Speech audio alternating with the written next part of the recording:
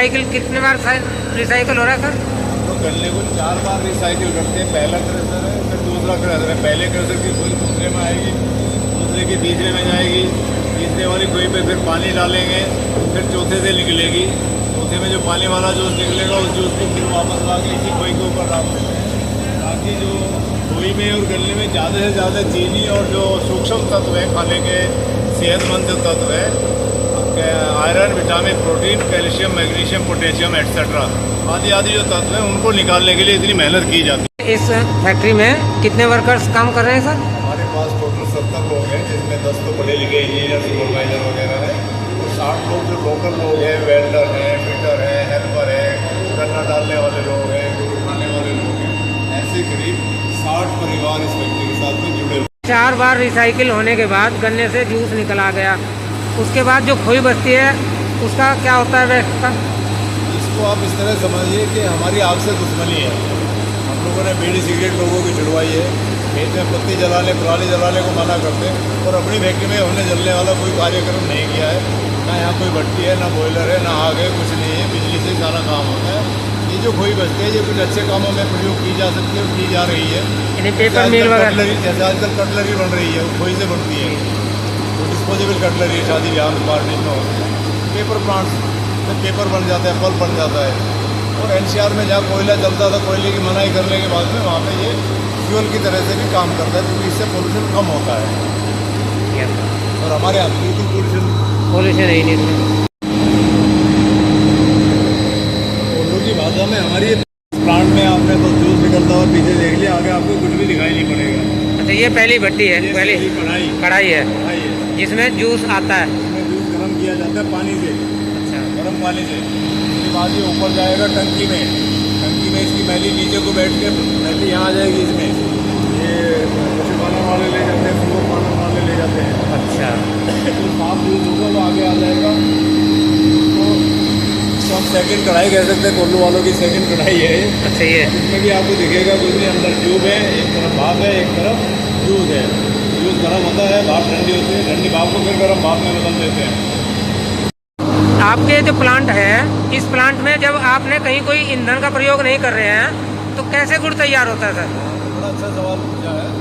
ये ईंधन बहुत महंगा है और ये अच्छे कामों में प्रयोग किया जाता है, इसलिए हम इसको नहीं जला रहे हैं। अब इसको नहीं जला रहे हैं, दुनिया भर के लोग तो जला के गुड़ बनाते हैं। तो ये मशीन खरीदी है, इसको हीट पम्प कहते हैं या चिलर कहते हैं। ये ठंडे गोदाम में भी यूज होता है, कोल्ड स्टोरेज में। और इससे गर्म पानी भी मिलता है, ठंडा पानी भी। ठंडे पानी से हम गोदाम को ठंडा करते हैं, गर्म पानी से हम भाप बनाते हैं। भाप के लिए फिर और ज़्यादा गर्म करने के लिए ऊपर कंप्रेसर लगे हुए हैं, जैसे हवा के कंप्रेसर होते हैं। वो भाप के कंप्रेसर भाप बना देते हैं, जैसे शुगर मिल की भाप होती है उस तरह की, और उससे फिर रस पकाया जाता है। ये जो बर्तन इतने सारे रखे हुए हैं सर, मैं जानना चाहूँगा इनका क्या प्रयोग है आपकी फैक्ट्री में?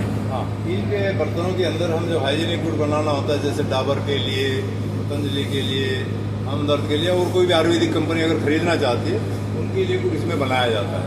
इसमें 2 किलो, 3 किलो, 5 किलो, 8 किलो की ब्रिक्स का गुड़ बनता है एक साथ। ये बल्क में जहाँ ट्रक भर के जाना होता है उनके लिए इसमें बनाया जाता है। अच्छा सर, आपके यहाँ जो गुड़ तैयार हो रहा है, मतलब ये कोल्लू वाले गुड़ से किस तरीके से भिन्न है? हाँ, बड़ा बढ़िया सवाल है ये। कोल्लू में असल में गन्ने का जूस जब हम निकालते हैं, पूरा साबुत गन्ना डालते हैं तो 60% ही जूस निकाल पाते हैं। उस 60% में शुगर ज़्यादा होती है, थोड़ी सी मेडिसिनल वैल्यू होती है। जब उसका गुड़ बनता है तो 90% शुगर होती है, 10% दवाइयाँ होती हैं।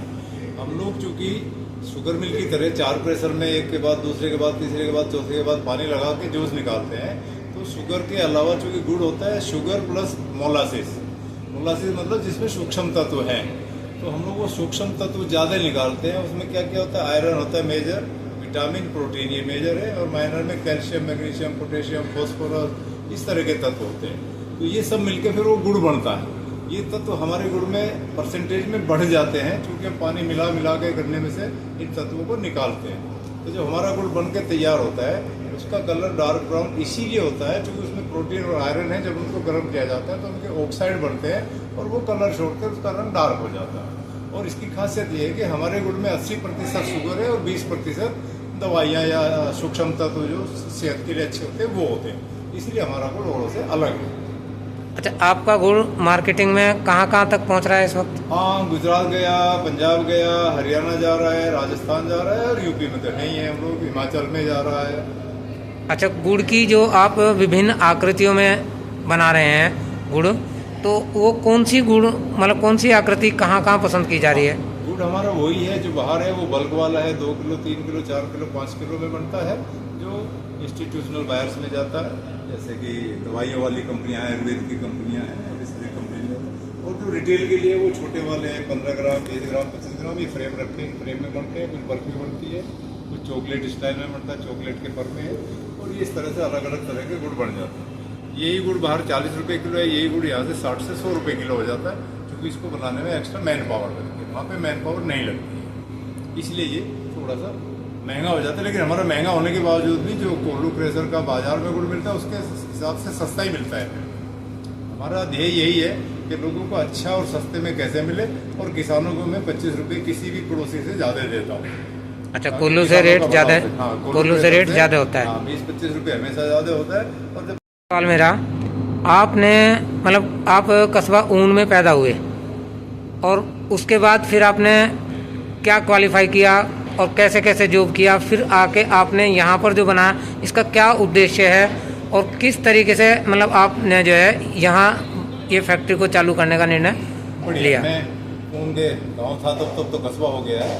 एक बिना बड़ी फैमिली में पैदा हुआ था, पारिवारिक मीडियम क्लास की फैमिली थी, खेती बाड़ी से काम चलाते थे, झुट्टा बोकियाँ हाँकते थे।